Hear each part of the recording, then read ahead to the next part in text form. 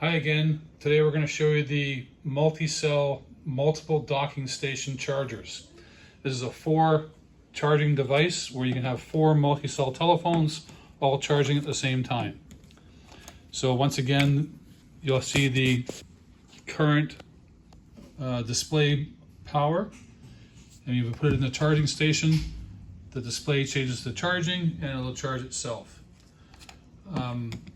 These lights you see on the back here are for this type of device only.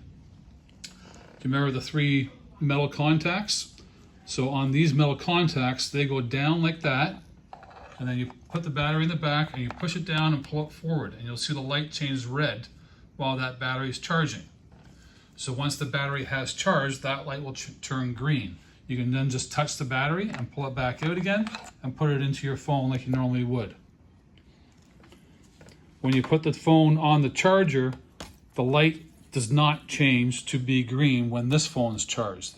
These lights are only for the batteries that are in these compartments right here. Okay, so don't be confused that these phones are not charged yet because the light's still orange or red. So that's today's demonstration on the Multicell 4 gang charging station. Thank you.